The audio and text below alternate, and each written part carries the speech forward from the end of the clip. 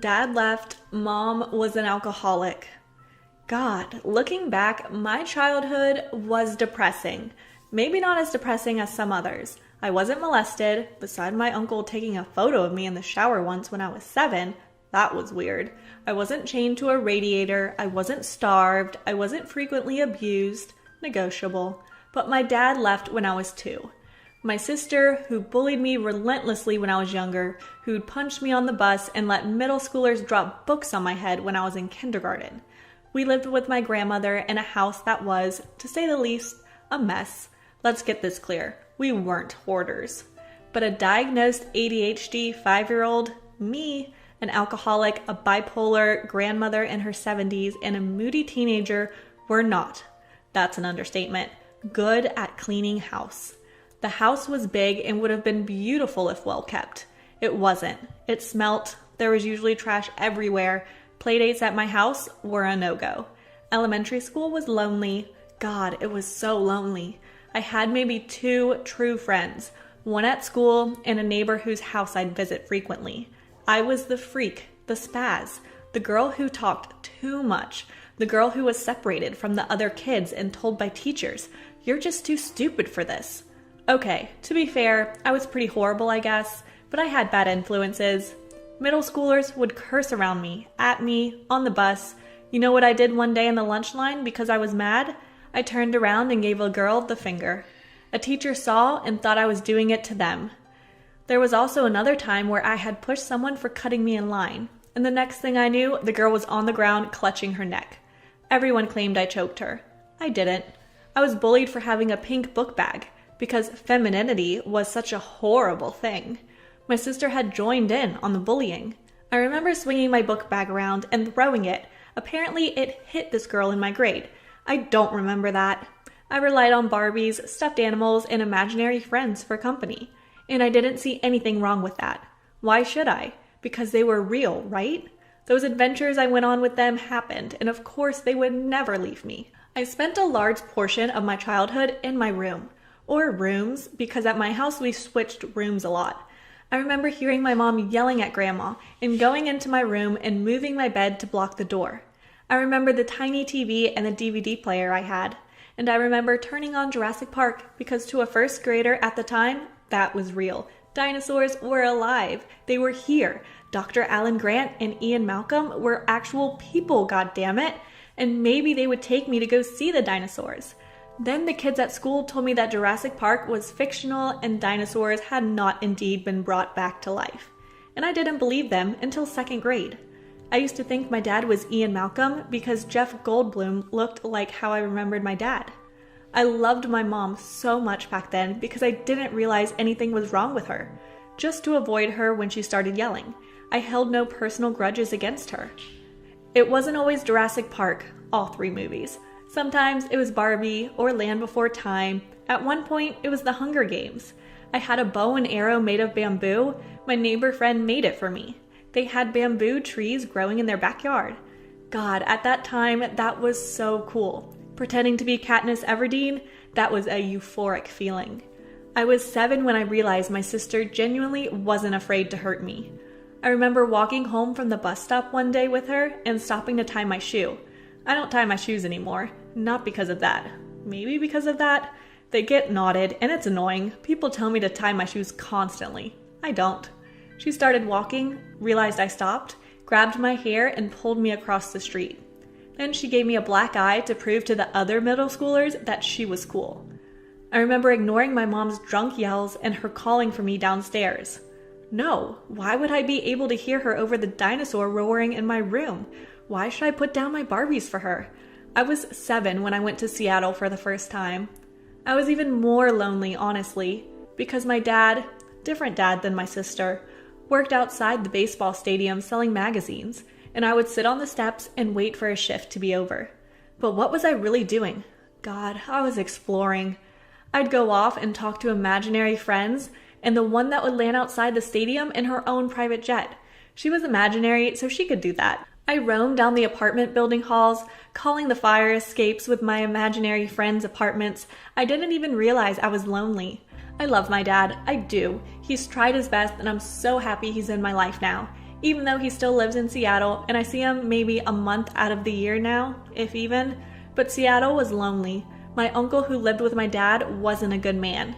He took advantage of my dad's hospitality. He made lewd comments, he took a photo of me while I was showering and called it a joke. I was 8 when my aunt on my mom's side made me start stacking wood for her. Oh God, I hated stacking wood. I hated that her house, with her and my extreme Christian right-wing uncle, made me and my sister go over there and stack wood. I hated that stacking wood for the stupid fire pit and stupid fireplace was where I would spend my summer before and after going to Seattle. I hated doing that in the heat. I hated doing that in the cold. And if we didn't do it right, we'd be up all night and wouldn't be allowed dinner until we finished. I hated stacking wood. I was 9 when I realized my mother had a problem with alcohol. She started drinking that funny tasting and smelling substance and got really weird. And then she started yelling. But that was okay because I'd go to my room and watch Jurassic Park and play with my Barbies, right? I remember her threatening my grandma, threatening my sister, threatening me. Then I stole her phone and barricaded myself in the bathroom because that was the only room in the house with a lock. I remember the first time I called the cops on my mother. They came and they couldn't really do anything. They told her if they had to come back, she'd be arrested. I was so scared I called my aunt and she came and picked us up. As much as I resented I have towards them for, child labor and a bit of child abuse, for different reasons than stacking wood, it was better than staying with my mother. Most of the time, Grandma would come with. Sometimes she refused to be kicked out of her own house. We had bed bugs. That was an understatement. God, when I had brought bed bugs down from Seattle when I came back, we had them bad. It was horrible. We had to tear up our carpet, had to throw away our furniture. Me, my sister, and my grandmother slept on air mattresses and old chairs that my aunt had given to us. Keep them, she said. You see, my issue at the time wasn't the bed bugs. Personally, that was the least of my problems. A few months prior to the start of the bed bug ordeal, my best friend at school, my only friend at school, introduced me to that stupid internet meme, Slender Man. Me in 3rd grade didn't really think of it as a meme. 9-year-old me was convinced he was real and there was no doubt about that. I couldn't sleep. I prayed every night with my grandmother. I didn't pray before that. I don't pray now. Because that tall, thin man with tentacle arms was coming to get me. My mom had a boyfriend and was going back to college. She was calming down on her drinking. I had spent most of my time at her boyfriend's house with her, since she had basically moved in with him. Those were some happy memories. He was a good cook, had a nice backyard in which I could shoot at the ground with my new plastic bow and arrow. The only time I was ever at home was on Wednesdays when my mom had a late class. And then my mom got arrested. She called into her school, drunk, because she had not finished a paper that was due the next day and claimed my brother was going to bomb the school. She doesn't have a brother, 3 sisters, 2 of which I've never met, no brother. It was a week after the Boston Marathon bombing. I didn't go to Seattle that summer. She spent a month in jail. I spent the last of the school year at my own house, going to my aunt's on the weekends. Then when summer came around, we practically lived at my aunt's house. I got a scholarship offer for a Girl Scout camp. I didn't take it because my impending fear of Slender Man had not faded away yet. I went from praying every night with my grandma to praying with my aunt. I remember visiting Mom in jail. I remember crying. I remember my aunt taking us for ice cream afterward to cheer us up. Maybe my aunt wasn't all that bad, just my uncle. Mom got out. I got a 3DS for my 10th birthday. It was midnight blue. God, I remember how much time I spent on that. My sister threw a hissy fit over me getting one, and she had one a week later. Mom got drunk the night of my birthday. We still had no permanent furniture. That was an issue. We got some, not all of it at once. I was only on my air mattress in a different room, playing a game. Mom was drinking. She yelled at me and dragged me into the living room, claiming she wanted me to be with family. My 10th birthday tied worst birthday ever with my 9th. I fell off a swing in Seattle and broke my arm. 4th grade, Mom went to rehab. She took me with her, as there was a special program where you could bring your children along. I was the only fourth grader there, besides the babies whose mothers didn't have anyone who could watch them. That was during the time where I really started liking books.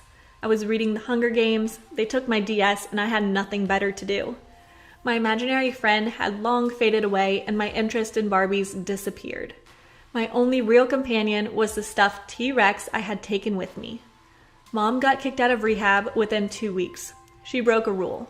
Talk to someone while she was being shunned. She called them crazy. I lived with my Nana, Dad's side, for 2 weeks. I missed school. I finished the first and second Hunger Games book in those 2 weeks. Then I found out that I was being sent off to Seattle to live with my dad. I was gonna finish 4th grade up there. As a reward for finishing the entire Hunger Games series, my mom had given me a tablet. It was an Android, off-brand of something, but I didn't care because I had a tablet. I read online, I wrote, I started realizing that I really liked writing. I had friends up there. I grew even more passionate about reading and writing. I loved going to my library because of books, but also because of the Wi-Fi that my dad didn't have at the time, with my dad. Then my tablet got stolen. I left it next to my book bag while I went to the bathroom. My dad bought me another one. He surprised me with it. I came back 6 months later, my mom telling me I would be going to a different school. My old school knew about my mom's drinking problem. She didn't like that. I lost contact with all the friends I had made in basically my lifetime up to that point. The neighborhood friend had to move. I lost touch with the Seattle kids. 5th grade was back to being incredibly lonely. My Nana died. It was her last Christmas. It was devastating. In 6th, I had one true friend, and she left school and I never saw her again. No one wanted to be friends with the tall, big girl who was called King Kong. Not until 7th grade is when I realized I had a few people that liked me. But I had books. I had those stupid Jurassic Park movies, and I finally had a phone. I'm a sophomore in high school now, and I don't rely on books or Jurassic Park or imaginary friends or Barbies for company now because I have friends. Mom still drinks, and my sister is still, in all terms I could think of, a bitch. Dad still lives in Seattle. He was here for Christmas. I didn't sleep well. I grew up lonely. I didn't realize it at the time because, well, who was I to doubt my imagination? But I was painfully alone. So alone that I relied on extensions of my imagination for company. Because the teacher said, this girl is too wild to be with kids her age. She shouldn't talk. Because my mom was so drunk off her ass, I isolated myself without even realizing I was isolated. Refusing to cook the kind of food my husband.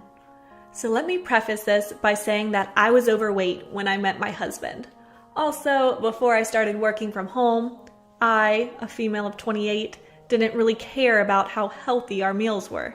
I cooked comfort food most of the time with little thought regarding calories, and my husband, a male who's 41, loved everything I made. I think it's part of the reason he fell for me, to be honest.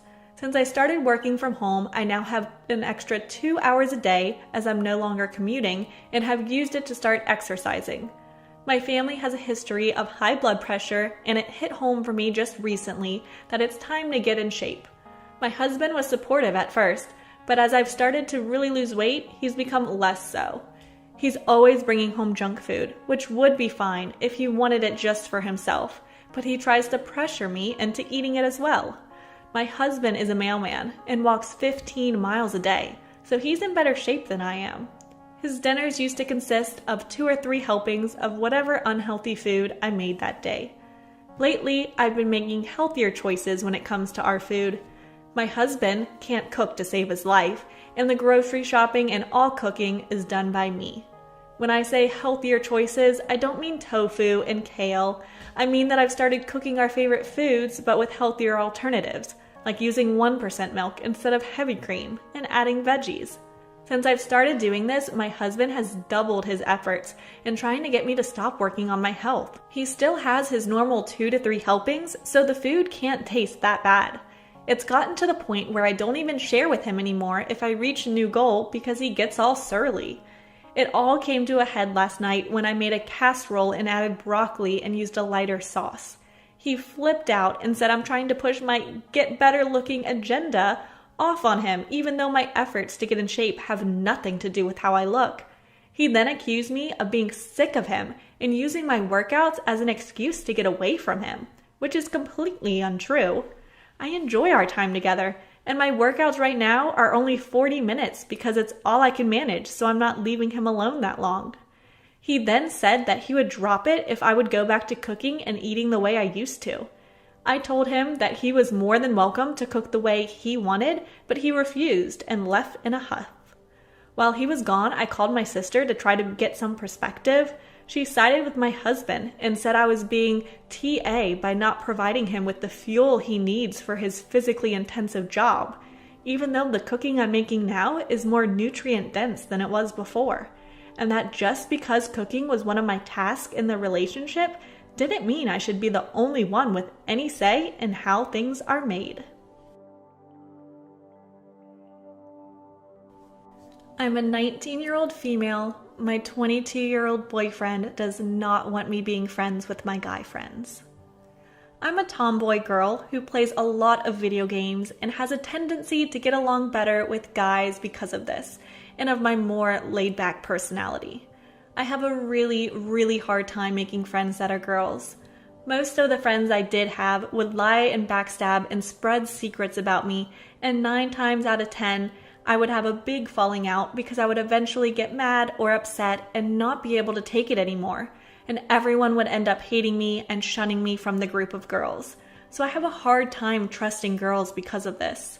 My friend group consisted of me, another girl, and 3 guys. My friend who is a girl, we will call her Amy, I have known since high school. She introduced me to one of the guys, who in turn introduced me and Amy to the rest of the group. My boyfriend and I have been together for about 10 months now. Since the beginning, he has known I have close guy friends. In the beginning, he put on the front that he was okay with this, but gradually became more expressive about how this bothered him and upset him. Out of the group, I was closest with Amy and one of the guys, we will call Kevin, and I talked to the both of them regularly through texting. Kevin has helped me through a lot and has talked me through more problems than I could think of. To me, it was important that my boyfriend met Amy and Kevin because they were 2 of the most important people in my life at the time. When Kevin was scheduled to take leave, my boyfriend absolutely refused to meet him, told me he would never like him and that he would never be okay with our friendship. His reasoning was that guys and girls can never just be platonically friends. I even tried to explain how Kevin had feelings for Amy and everything to try and show him Kevin was not interested in me. After a while, I began to feel guilty and beat myself up over having guy friends, and eventually began nitpicking the things I didn't like in a way to convince myself to not be their friend. At the end, I didn't reach out to them as much, and they hardly, if ever, reached out to me. Fast forward to a couple months later, and I am working at this new job and trying to make friends. I'm still in touch with Amy, though not very close since she is opinionated and I often do not agree with her opinions, which in turn causes her to get mad at me. I'm pretty much seeking out girls at this point to be friends with, because I do genuinely want friends that are girls so they could relate with me to the things my guy friends couldn't, but also because I know it wouldn't put a strain on my relationship. Where I work, not many girls work there, so I tried to make friends with who I could, and lo and behold, they are all guys.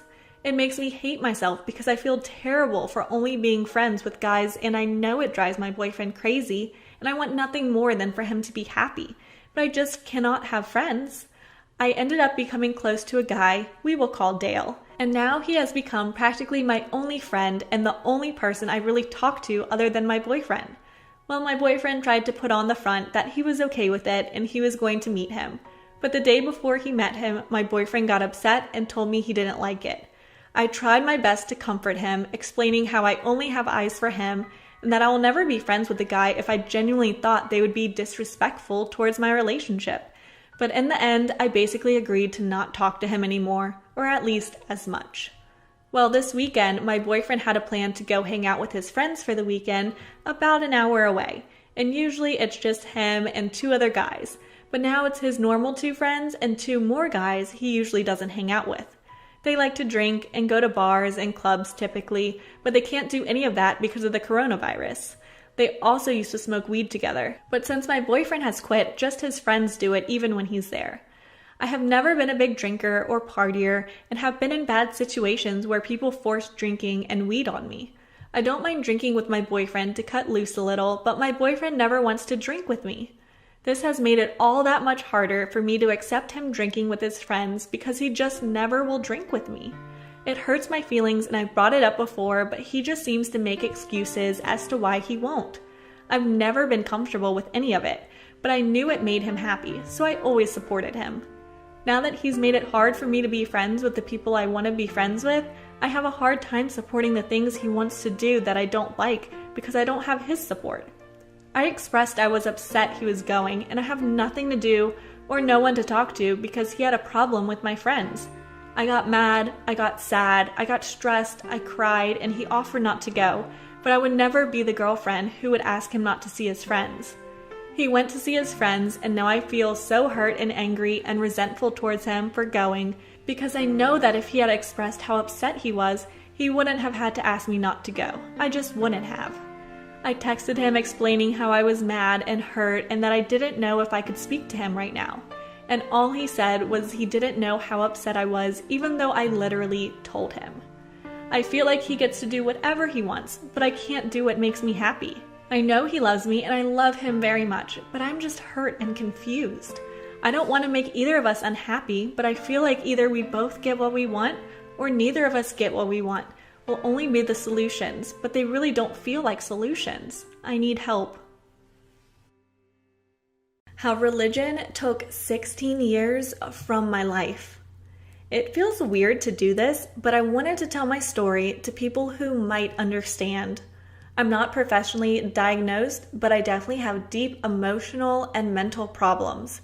Please don't tell me to seek out professional help. I want to have therapy so bad. I know that I need help, but for now, it's not possible. Because if I would ask my parents, they would tell me I should pray to God and He would fix the phase I have. But I assure you, as soon as I get the opportunity to seek out professional help, without my parents knowing I'm going to. As long as that is possible, I'm trying to figure out what is going on with me on my own. I did so much research during quarantine because I started to question my sense of self, especially my identity, and ended up having an internal crisis. I thought my issues weren't that deep because I never was physically abused and technically everything in my life was fine. I had clothes, food, and an overall loving family on the surface, and I played it down because I thought someone like me can't call their experiences trauma because I was never hit nor bullied.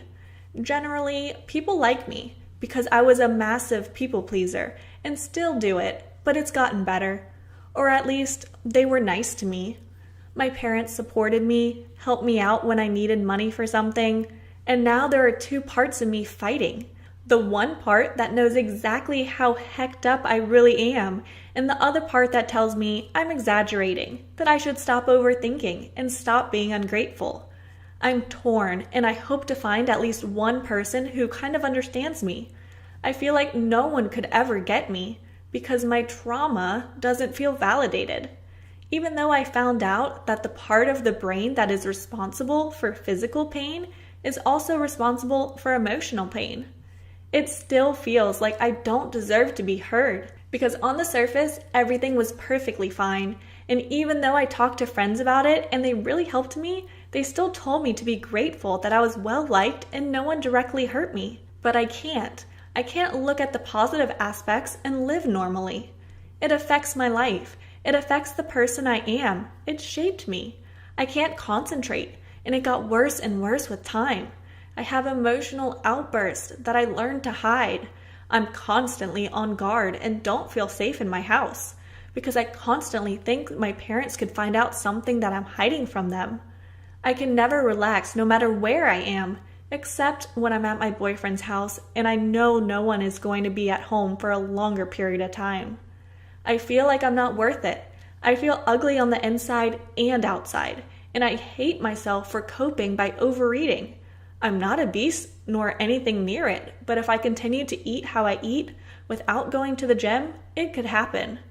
I feel like I don't have to be the main mother figure to my sisters because my mom is so emotionally detached that I don't want them to think that what she does is real love. But the worst thing is how distant I feel from my emotions and myself.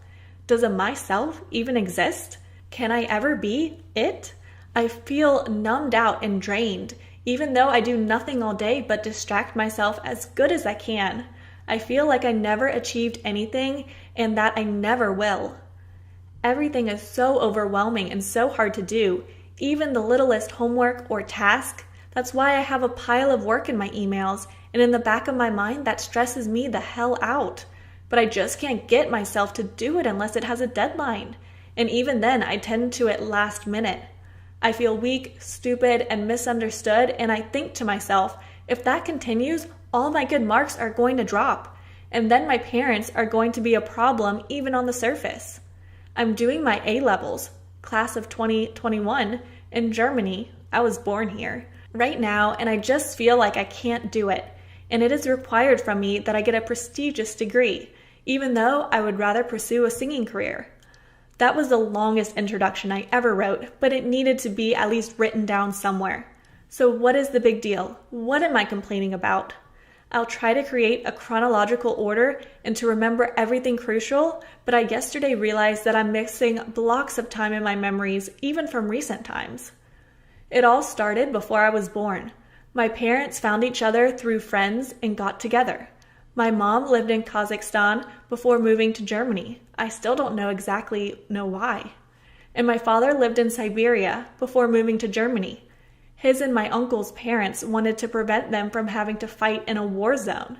And so they happened to live in the same city and they met. They got together and married. Then their neighbors invited them to go with them to a Russian-German evangelical church, and they ended up being members. Then I was born and everything was perfect. I was in church every Sunday from the moment my mother could leave the hospital. I never knew anything different. And as soon as I was able to be separated from my mother for 2 to 3 hours, I was with other children my age while the adults were attending the big service. And then the indoctrination started. I don't remember much from my time in church, or the cult as I call it now, from the time before I was 12. I only remember my time in school, which is very odd to me, but what do I know? I just remember being a people pleaser from the start and everything they taught us, but there aren't many clear memories. I was good at being a people pleaser.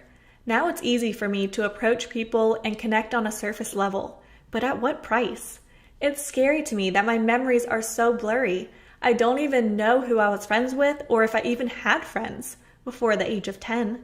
I just remember that I wanted to be perfect in God's eyes. I wanted to be the perfect example of a girl who loves Jesus with all her heart. I wanted people in church to look at me and think I will make it far in my faith. And I achieved that, I think. But now I hate my past self for caring so much. So what were we taught there? God created the world, Jesus died for my sins and resurrected after 3 days. The Bible is the only truth and the only way I must live. Everything else is the devil's work. And even though they didn't say it in particular, but that our church is the only one to teach the real truth, and that every other church doesn't have God in it and immediately leads to hell and damnation. We were taught that the secular world was highly dangerous, and as soon as we were not following one of God's, the church's, rules, we were open for demons to attack us. And to make it short, you could sin by thinking something. So we were taught to somehow control our thoughts, but give full control to God over every little aspect in our lives, because everything is predestined and we don't have control about anything anyways. But we're still responsible for our actions somehow, and we still have a free will granted from God. While writing this, I'd really understand how contradicting this is, and it was a core belief of mine. When an adult who looked after you as a toddler tells you this, and there are 500 people who all believed it wholeheartedly, you try to justify it until you really can't anymore. And then everything shatters. Losing faith is something that was so deeply intertwined with your whole existence. It's like part of you just died. Even though you know how ridiculous it was believing in it, and you still feel stupid for not realizing it earlier. So in a nutshell, everything bad you do is because you're not saved. Because for someone who is really saved, it's physically impossible to sin no matter how, and automatically fully your fault.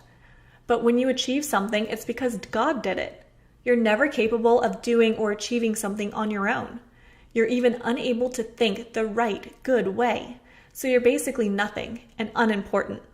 But when you come to God, He gives you a purpose He specifically chose for you. You matter to Him. You're worthy of His love. And even though we were taught He is forgiving to everyone and almost everything, if you only follow Him everywhere He leads you. Another bizarre contradiction they teach little children: you're nothing, but with God, you're worthy. It makes me unbelievably mad that there are gradually more and more children who grow up believing this, who are taught that demons, the devil, and hell are around every corner to take them and torture them for eternity if they slip up one tiny bit. That's why I cried myself to sleep for years, begging God to forgive me for saying shit one time, or thinking in my head that I wanted to kiss a boy, not speaking of being attracted to a girl, because of course anything than straight marriage within my church is wrong. Yes, I was expected to have a boyfriend within church, and if he was in the world, I had to convince him to go to church, and he has to love God. We weren't allowed to date before 17, and of course, no premarital sex, but they took it further to prevent it at all cost. You weren't allowed to be alone in a room with your significant other before marriage, so nothing could possibly happen. Holding hands and short hugs were allowed when engaged. So if you grew up there, find a boyfriend and get engaged as fast as possible, because if you fall in love, it must be in God's plan. Because you want to F and then marry as fast as possible, you have to be together at least a year and then be engaged for at least half a year to have your first kiss ever, if you weren't sinful, in front of everybody, and when the pastor says, you may kiss the bride. We were taught that God wants us to be pure and learn to value our partner's personality. They told us girls that if we had a sexual relationship before marriage, you would never know if he really loves you or just wants your body. And that every guy outside church would never love us for our personalities. Another contradiction. These young adults rush into marriage not because they think, wow, I really value my partner as a person. No, they're sex-driven teenagers lying to themselves, which is absolutely not their fault, of course. No one is appreciating anything, and if they are, they're very lucky, because there were maybe 15 people in your age range that you could end up with. Girls were also taught to save themselves because we are like chewing gum. And if you're all chewed up, your godly future husband wouldn't want you, would he? We were told we were pure glasses of water. And if we sleep around before marriage, or even with only one person, every time dirt would fall into our pure water. And no one wants to drink dirty water. But the one thing that stuck with me that my mother, and later on, more older woman, told me was every time you sleep with a man, he takes part of your soul with him. That's why there should be only one guy from the start, so that you don't end up losing your soul. The thought of that terrified me to the core, and I believed it. Now I know it's bullshit, but it was in my head constantly for 5 or 6 years. We were told to cover up so guys don't want sin with their eyes and thoughts. Knee-length skirts and shorts were allowed, and I always hated how they looked on me. And you had to cover your belly and your shoulders at all cost. Cleavage was obviously not allowed, and so weren't tight clothes, only skinny jeans, not leggings, especially when you had a little bit more chest. And if you dared to show a tiny bit of skin, no matter how hot summer was, even if it was accidental, you'd get in trouble. I was in that godforsaken building almost every day, except for Wednesdays where we would meet up with our local little group of girls. There was a leader a few years older than us, and I'm glad mine wasn't as controlling as others, and didn't force me too much to work in different groups in church and discuss what our beloved, I could vomit remembering him and his sleazy and narcissistic behavior, pastor taught us on Sunday. I was involved in worship, and my love for singing kind of saved me because that's the only thing I really did because I myself wanted it. I danced, which was okay. It was workout for me and not dancing for God when I think about it. I looked after toddlers once a month during service with other women. I was in the theater group, and when there was an event for teenagers, I was responsible for leading a group of other teenagers to organize it, so everything was done and standing where it belongs. I liked organizing, so I was lucky they just positioned me there, but it was still hella stressful. And I played the piano, which I didn't really enjoy. So there were the basics. I was heavily involved. With 12, you move from being with children to the big service, and you're finally old enough to be part of all the cool things the teenagers did. But then you're also constantly stressed out, which worsened every year because obviously school got harder, but also the church demanded more and more, and suddenly you were thrown into highly responsible tasks, which drained you. When I was 14, I started constantly having headaches. I started drinking coffee because I was exhausted from not being able to sleep, being stressed out and constantly worried that someone would find out my secrets. And now I need a very strong one for it to work. Because in school, I was someone else. I had a different name in my school, my real name. In church, the pastor required my parents to introduce me with a very faraway nickname from my real name because it sounded like a name in the Bible that an evil person had, and if I'd be called that, it would curse me. I did and said what I wanted. It increased gradually because I still tried to be myself, which you could be in church. No. In school, but obviously couldn't do that because no one can. I thought I was being myself in school, and maybe that was myself when I was 14, but I still was the most severe case of a people pleaser. And I always ended up in dependent, toxic friendships because I could never say anything against them. I had no one else who was close to me, so that also hurt me even though I didn't notice at the time. People abused my kindness because in church they told us we had to be nice, and I could do that at least. So I held on to being nice to everyone, helping everyone, and inviting people to come to church who were remotely close to me, which still embarrasses me the most, but you get in trouble when you're not inviting people. I'm so glad I was in a very accepting class. No one was ever really bullied, just mocked for a few things maybe, which I was, for being in that church. And they told me early on, it's a cult. You believe in crazy shit. Stop going there. But we were taught that people who were afraid of the truth always say that. School was kind of a safe place for me, even if I had toxic friendships and got hurt a few times, because we live about 25 kilometers away from church, the cult, and nobody I knew from there could see me. And even though we were taught that God could see everything and is always reading our thoughts, I didn't feel very watched. I was scared shitless when I wore something in school we weren't allowed to wear in church, and I thought I saw someone I knew, so I felt better in school than at home. And that's why my definition of home is something entirely different than that of people who grew up in an emotionally safe home. So what was living in my home like? I'm the first daughter of 3, and therefore my father's precious firstborn. I learned really fast that just keeping quiet, smiling, and doing what I'm told is the best way to avoid any more stressful situations. I hated every form of confrontation, and I still do.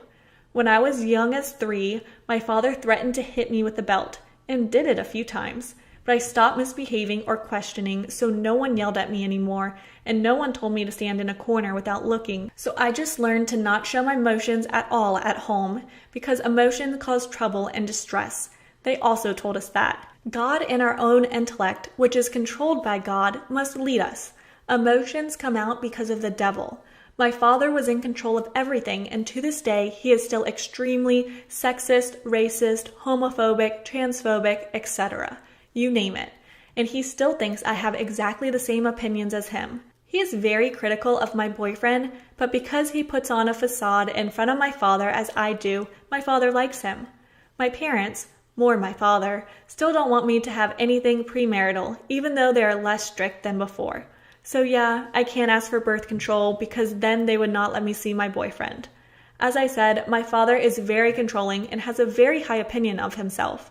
Because he is providing for our family, he doesn't have to do anything regarding the house. This is on the women and the 4 girls in the house, because that's what God made us for. Popping out babies, cleaning, and cooking. But I still have to get a degree and a high-paying job. And then I ask myself, what do you want from me? What? In church, we learn that you have to find a job that gives you enough time to be as active as possible in church, while giving birth to as many children as possible and managing your whole household completely alone, because your husband is by God's law above you and there to lead you. How remarkably generous of you to lead me, because I can't decide on anything ever due to always thinking I don't have control anyways. That's why I need to plan everything obsessively and always know and control what's going on. I idolized my father until the realization that we don't have any emotional bond slowly reached me until it hit me hard. I had to organize my phone a certain way and delete messages so in case he would want to go through it, he wouldn't find anything. He wanted me to be his perfect show daughter who has good marks and serves God with all of her existence, and he really did that. In front of him, I am what he wants me to be. I don't know what my mother wants. She just does what my father tells her and silently agrees to what he has to say. Maybe I learned to behave in that way because she did. I'm honestly sorry for her because she never had a chance to study anything that could make her independent because of moving to Germany at 17 or 18 and not being able to speak the language very well. I could cry because no matter how brutal this sounds, her life is over in a way. She is what I never want to be. Whenever they told us how our future will look like, I had a kind of panic that I never felt before. At the time, I suppressed that, but when I think back, my heart rate goes up and I feel like I need to run as fast as I can. And that's why I hate to be dependent on someone. But weirdly, I still end up in situations where I'm highly dependent. Another thing that I can maybe explain now is my reaction to my grandfather's death. He was more of a father to me than my own, and his wife's home, which I also deeply love, felt safe. When I was 11 years old, my grandmother, my grandfather's wife, passed away because of cancer. And I was never allowed to see her while she was sick, nor to attend the funeral. And in that time, I already saw my grandpa rarely. When my parents told me my grandma passed away, I cried one time. I know that I was sad, but I somehow can't recall my immediate emotions from that day. And I thought I'm glad that I still have my grandpa, but he passed away 3 months later, and I wasn't able to see him during those months. When my father, emotionlessly, told us that his father also passed away, I felt nothing. I didn't cry, no reaction at all, and then I didn't think about it for years. But when I was 14, all of a sudden, all of the emotions I should have felt when I was 11 crushed me harder than ever. It was like reliving the day I was told he was gone forever for almost a year, and I was so confused. Why now? Why didn't I feel anything back then? Because my brain was already way too stressed for an 11-year-old and just didn't process properly. Then 3 years later, something triggered my memories and the horrors began. When I was 16, it hit me again because I found out he committed suicide through my cousin. Back to the cult. So am I still there? No. My parents realized how manipulative literally everything about it was, and without telling anyone there, childhood friends I grew up with included, we went there one last time, and on Sunday, the 23rd of September, 2018, we drove away and never came back. And many others left too. We still meet every Sunday, and I still sing there because I don't want to confront my parents. I really don't want to be there because every time we're there, I'm not really there. I'm just a shell that moves around. During the preaching, which a few men do in turns, I'm always completely zoned out and can only concentrate for a bit if I really try. I don't know what that is or that means, but I absolutely hate it because I can't control it. And sometimes I'm just sad for no reason. I still can't sleep and still get a massive headache and can't stand up properly without strong coffee. I still eat too much stuff. I really shouldn't. And I feel bad for every little bit I eat, but I can't stop. And it also affects all of my relationships, especially with my boyfriend. He sometimes doesn't understand, but he still comforts me and is patient, which I'm really grateful for. And something that comes to mind only now is that my father used to completely lose it when I had a bad mark. I was afraid to come home and always started crying before even telling him. And then he would shout even more, beat the table with his fist and tell me to stop crying. Now I can control if I'm going to cry or not when something upsets me, and if I want to show my emotions or not. Being a very good liar was essential, and it still is. When my father is mad at me because I don't do the dishes, he still gets very impulsive and shames me because if he works and gives me food and clothing, it's just disrespectful to leave the dishes for too long. And when he stands beside me and doesn't stop while I do the dishes, I just nod my head and say yes. It's the only way to avoid more pain at all cost. There are these moments, but also the ones where he tries to talk to me and ask how I am, and then he tells me how he loves me, his firstborn princess. He tells me that I'm the best daughter someone could have, and that he's so proud of me. And I just smile at him and say thank you. But on the inside, I think, if you really knew who I really am and what I did that you don't have, you wouldn't talk to me anymore. He is proud of the daughter he created for himself that I still am in front of him. And also my mother tries to get closer to me after 16 years of distance and letting the church raise us. And the only thing I would tell her if I was honest for a few seconds in the midst of all the lies I protect myself with, I'm sorry, but it's too late. I don't have any emotional connection to my parents, and I never had. The first 16 years of my life were partly wasted. I felt like someone took my childhood from me. Even my memories are blurry. And I know it's technically not my parents' fault, but I want to blame them so badly. And it makes me so mad that I was born because of the church, because they convinced my father to have children. I was cursed before I even existed. And still, I can recall a few beautiful memories of things I did with my friends there. The sleepovers, summer camp, singing together, playing hide and seek in the big building. All of us connected through our fear of the dangerous outside world and hell. There is no moment in my life where I wasn't afraid that some adult could dream or feel. They taught us that God could reveal things about people to you when you have a strong connection to the Holy Spirit. That I was a dirty sinner that acted differently in school. And it was so frightening because when it's out that you messed up, you can't attend certain rituals like the Holy Communion, and that's when people know. They see that you're not taking part in it, and the first thing that comes to mind is, of course, premarital sex. When a couple did it and someone found out, it made sure by the authorities that in a week, everyone knows. And I wanted to avoid people thinking that at all costs. So I was very aware and on guard at all the time. I made sure I had a different app also open while watching Vampire Diaries on my phone, because there you could switch faster so my mother or father, who still just burst into my room whenever they want to, would never know I would watch something the devil created.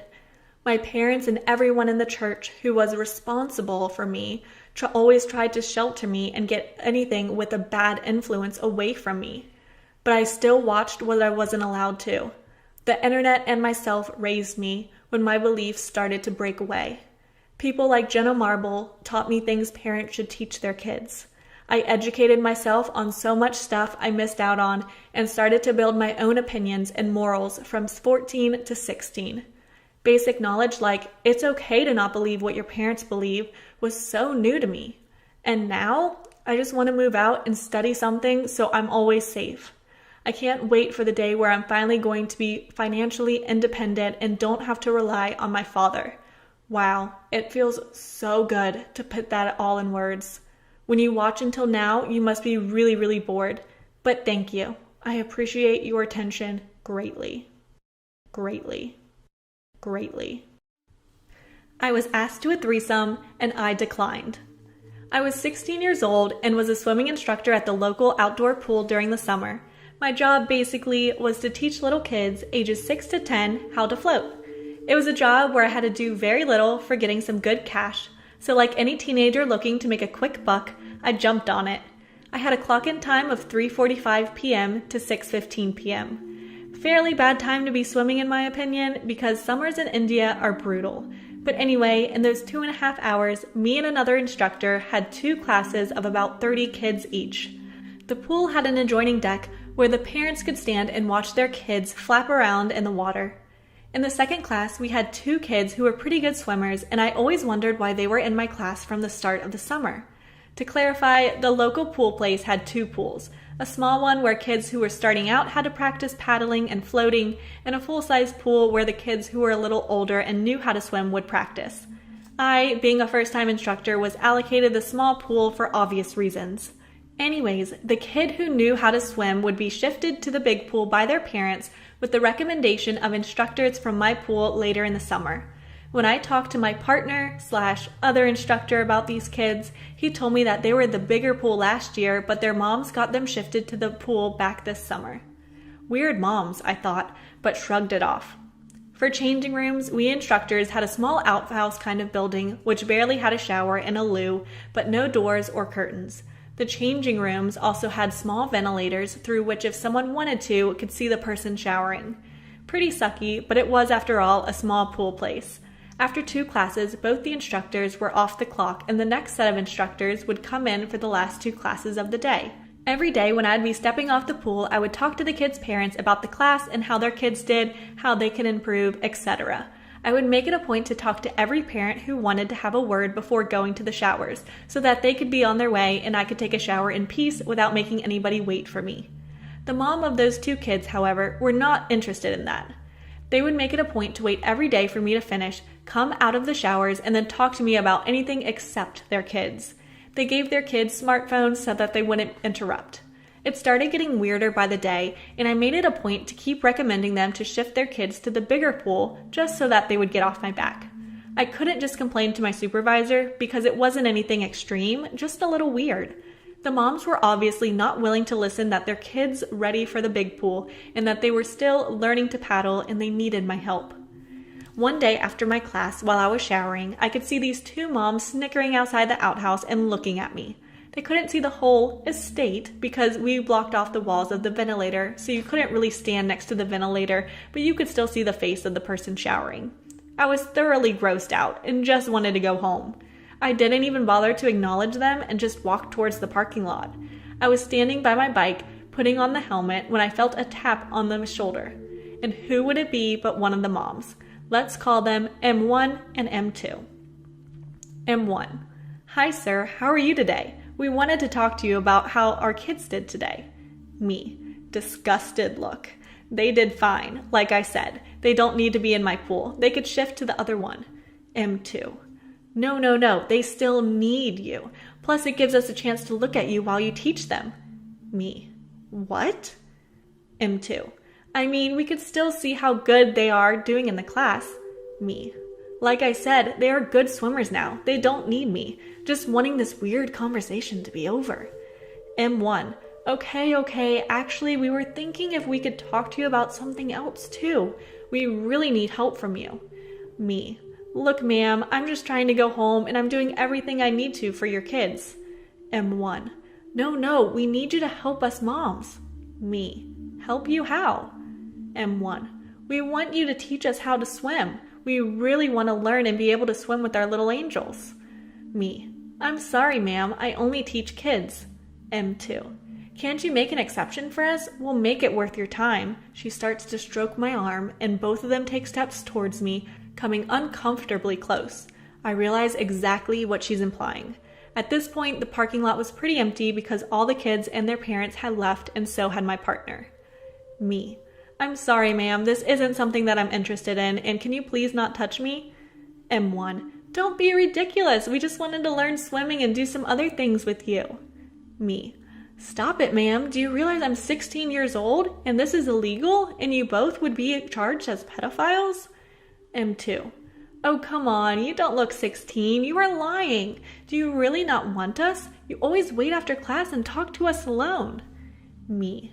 Ma'am, that's my job. I'm supposed to do that. This is making me uncomfortable. If you both don't leave me alone, I'm going to complain to my supervisor and call the police on you. Both of them started squirming and took some steps back. I took the chance to start my bike and rushed away. As soon as I got home, I called my partner and told him exactly what happened. He told me to calm down and told me that we'll talk to the supervisor tomorrow.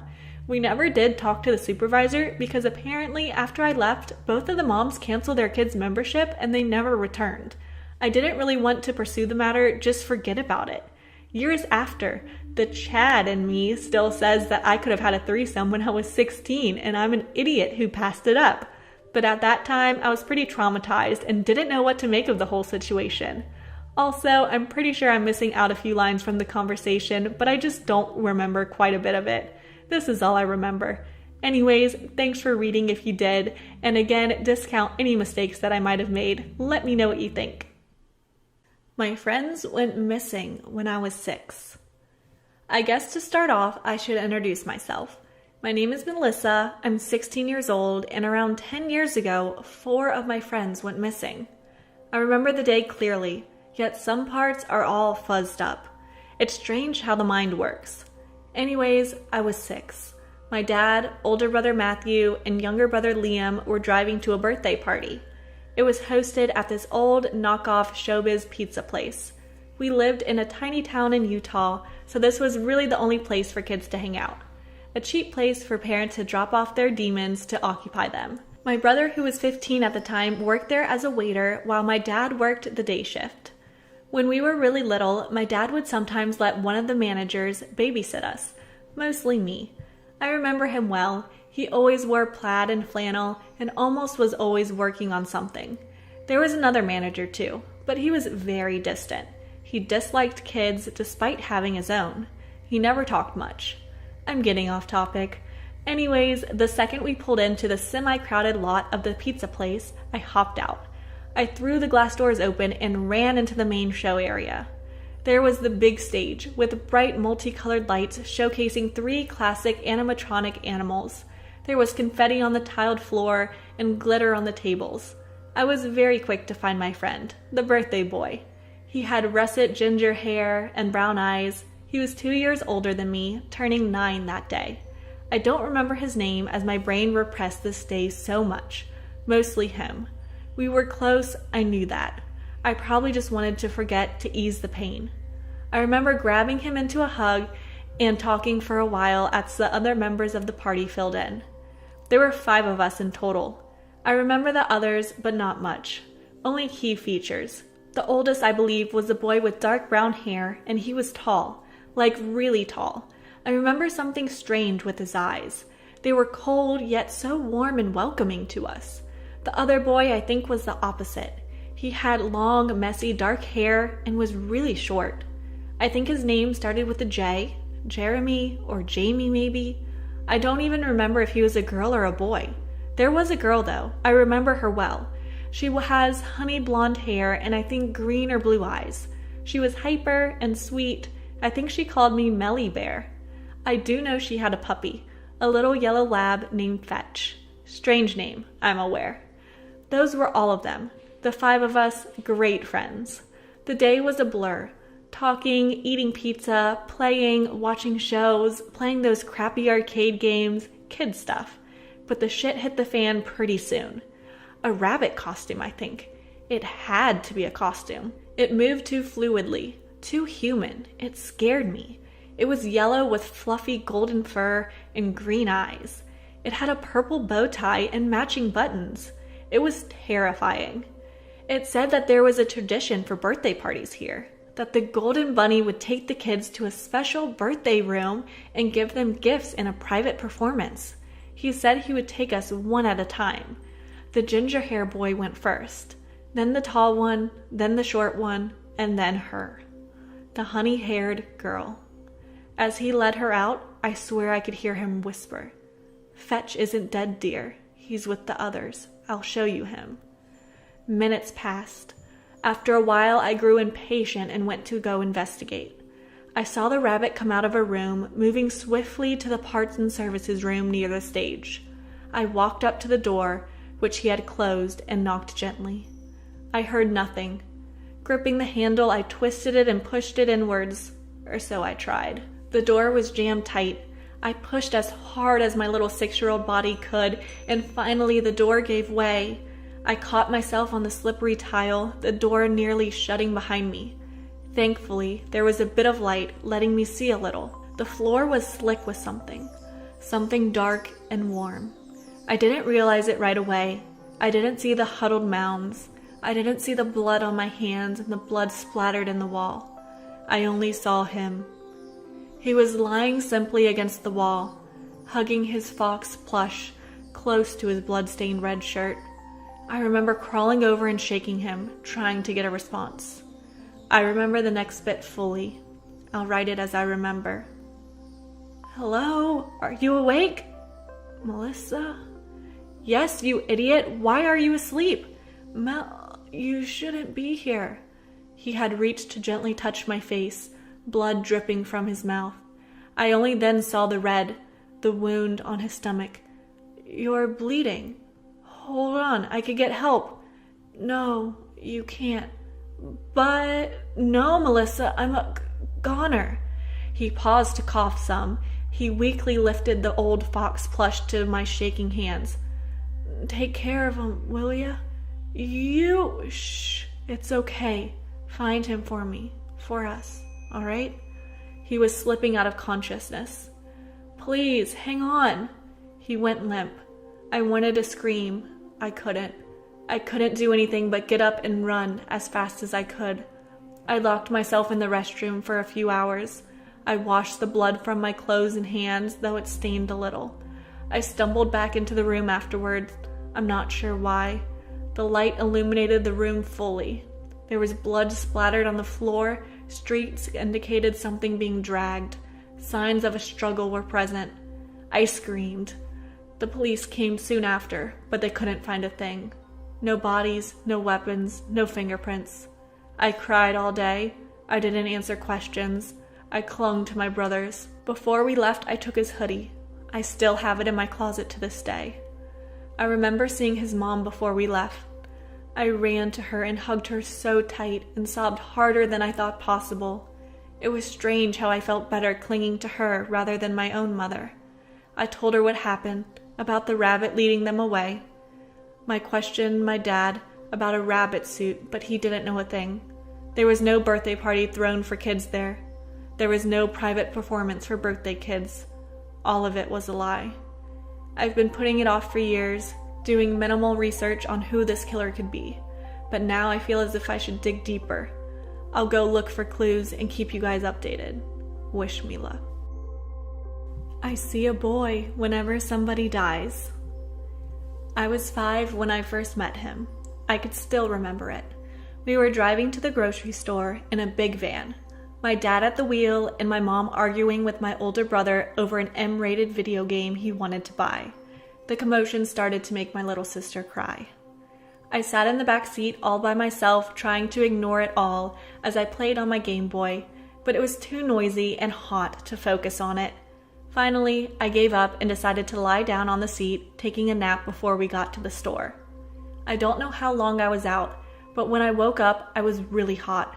Sweat was dripping down my scalp and my mouth felt like sandpaper. Sitting up, I rubbed my head and tried to remember where I was, only to realize that the car was parked near the grocery store entrance. My family, no doubt caught up in their arguments, must have forgotten about me. I wasn't alone in the car though. I realized as I noticed there was a strange figure sitting at the passenger seat, looking forward at the car parked in front of us with their hands behind their head. "Who are you?" I asked bluntly, and I could see I'd taken them by surprise. The figure jumped up from their seat and turned their head around to look at me. I could see that it was a boy with pale skin and silver hair that reminded me of the characters in my brother's games. To my surprise, he smiled when he saw me. "Hey there, little guy," he greeted as if he were one of my relatives before he crawled forward into the middle seats. "I didn't think you'd wake up." I backed away as he came closer, which made him laugh as he sat backward in the chair, staring down at me. "Come on, there's no need for that. I swear I won't touch you." Being a 5-year-old, I wasn't equipped to handle a situation like this, and so I resorted to stating the obvious. "This isn't your car," I said. "That's true," he replied as his smile seemed to grow wider. "Don't worry, kid. I won't be here too long. I'm just waiting." "Waiting for what?" I asked back, but in reply he just winked at me before lying back down on the seats. It was then that I noticed the smell around him, ashy and stale, like a dying fire. Not wanting to say anything else to the stranger, I moved to the edge of the seat and stared to the store's entrance, waiting for my family to come back. After some time passed, I saw my mom walk out toward the van alone in a hurry. It seemed she had finally noticed I was missing. "Hey," I said to the stranger, "you need to leave, my mom's coming." "Really?" he asked as he shot back up to look out the window. To my surprise, he seemed excited about the news. Upon seeing her walking down the lot, he turned to me with an oddly somber look, giving what he'd been acting like just moments before. "Well, kid," he said, "it's been fun talking to you, but I've got to get to work. Don't hate me too much for this, all right?" I was about to ask what he meant when a loud noise outside caught my attention.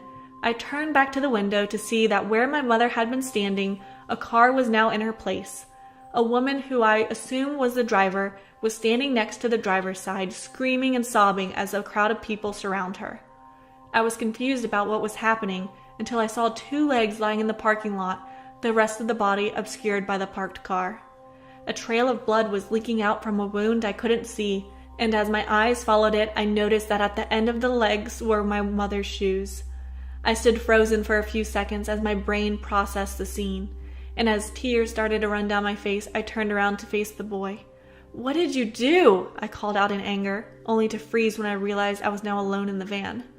Somehow he had slipped out without me even hearing. Now alone and confused, I had no idea what else to do. So I did what any child would have done, crawled into the middle seats, pulled the door open, and ran to my mother. By the time I'd gotten up to her, sizable crowd had already formed, and I could hear the wailing of an ambulance in the distance. I tried to shove my way through the onlookers, and as I did, I noticed the dying fire smell again. Looking to the direction of it, I could see a glimpse of silver hair before it disappeared through the group and a new burst of energy coursed through my body. I pushed through the crowd with a strength I didn't think I was capable, shouting all the way. As I got to the edge of the crowd, who were now being pushed back by the store security, I could see the boy walking out towards my mom, who was lying in a heap next to the entrance. "Leave her alone!" I shouted and ran forward before any of the guards could stop me. The boy ignored my pleas as he neared my mother's body. When he got close enough to her, he knelt down by her side and raised his hand out to her. I was just about to reach them when I felt a pair of hands grab my waist and lift me up. "No!" I screeched, kicking and punching at my assailant as they pulled away. I looked over to see that it was my father, who was staring at me with a panicked expression as he marched back toward the crowd. "Let me go!" I protested. "You have to stop him!" But it was too late, I realized as I turned my head back. The boy had his hand resting on my mother's face, and he was staring at me with a look of remorse. In an instant, I stopped all my protesting and began to sob into my dad's shoulder. Later, when we were in the police office, we'd been told that my mother died on the scene. In her hurry to come back for me, she wasn't paying attention to the traffic of the parking lot and didn't notice a car pulling through the next lane. The woman was on her phone and didn't notice my mom until it was too late. I tried to tell them about the boy in the car, who knelt beside my mother as she was lying on the asphalt. However, everyone told me that I was the only one who had tried to run up to her. They even looked through security footage of the parking lot to see if there was anyone else in the van with me before my mother's death, and they saw that there was nobody else inside but me. Eventually, they had a specialist come in and say that the heat of the van, mixed with the trauma of the experience, had caused me to hallucinate the whole thing. Still, though, for the next few days, whenever we ride in that old van, I smell that dying fire scent lingering in the air. I've been paralyzed for 5 years. This morning, I woke up with feeling in my legs again. When I was 17 years old, I was in a horrific car accident that claimed the lives of my father and my little brother Jax. Not only did I lose 2 of the most important people to me on the same day, but I suffered an irreversible spine injury that left me paralyzed from the waist down. I was a very athletic kid, so suddenly being paralyzed was like having something precious ripped away from me. Track was suddenly no longer an option. My friends were still nice to me, but we eventually all drifted apart as I had completely altered my life around my injury. I had to move to the bottom floor of my 2-story house, and things that I once did mindlessly took planning and a lot of energy to complete. It took about a year to finally get into a steady rhythm of things, and another 2 to accept that being paralyzed is a part of who I am now. There is no cure for being paralyzed. At least that's what I thought. Last night, I was at a bar with a friend of mine named Frankie. She's a loud and rambunctious girl who likes to drink way too much, but I love her to death. It was around midnight when I first spotted the stranger staring at me from a corner booth at the bar. He had a drink in his hand that he was slowly sipping on. He was handsome, in an almost otherworldly sort of way. His porcelain skin seemed to glow in the dank bar light, and his amber eyes were fixated on me. He looked like an angel. He was rather dressed up for a bar in a button-down shirt and black slacks, but his tie was missing and the first few buttons of his shirt were undone. He looked like a businessman that was just having fun. I haven't been on a single date since being in my wheelchair. There are people that honestly don't care about it, but the feeling of being a burden hinders me from going back into the dating scene, so having a gorgeous man openly stare at me was rather unnerving. It took about 10 minutes for Frankie to notice him, and with a sly smile on her face, she subtly found someone to occupy her time, leaving the seat next to me at the table open for someone to claim. It didn't take long for him to take a seat next to me, and as he sat down, I got this feeling of dread in the pit of my stomach. He introduced himself as Ray, and we chatted on the weather and what we do for a living. I'm an artist, and he is actually a businessman, as I guessed. It explains the attire. Talking with him was like breathing, simple and easy. He never once asked about why I'm in a wheelchair, which is why I agreed to talk with him longer. As he ordered me more and more drinks, I found myself willingly talking about it for the first time since it happened. The question that followed after my story was one that still strikes me as important. What would you do to be able to walk again? It seemed like a harmless question, one that my friends have asked me before. Of course, the answer is always the same. Anything. I would do anything to be able to feel my legs again, to be able to walk and run and reach the cookies that my mother keeps just out of my reach. His tone was the only thing that was different, the thing that made me uneasy. It was almost teasing, his eyes alight with joy as I answered him. In the following hours, I don't know how, but I knew I made a very grave mistake by answering the way I did. The conversation ended rather abruptly after that, with Frankie falling into the table and spilling our drinks everywhere. I called us an Uber for a way home and prayed that she would be okay on her own. As we waited outside, Ray took my hand in his own and delicately planted a kiss on my knuckles, his eyes gleaming in the darkness. I'll be seeing you soon. Those words now haunt me as I stare at myself in the mirror, standing on my legs for the first time in 5 years. The words weren't a request. It was a statement, a promise. He will be seeing me, and I cannot help but wonder if his gift this morning is a threat or an order. What will I do to be able to walk again? I woke up this morning with the deadly-looking dagger on my nightstand, and symbols that I've never seen before were carved into the hilt, overlapping one another. There were triangles and circles and swirling patterns that resembles vines. That wasn't the only thing different. I could feel my legs. It wasn't just a gradual warm-up to walking. I could stand and jump and run. I'm not sure what I got myself into, but something tells me Ray is not just a normal person. Ever since waking up, I've periodically checked on the dagger, but it hasn't moved from the position on my nightstand. The symbols seem to glow as the night progresses, and I worry what will happen when I see Ray again.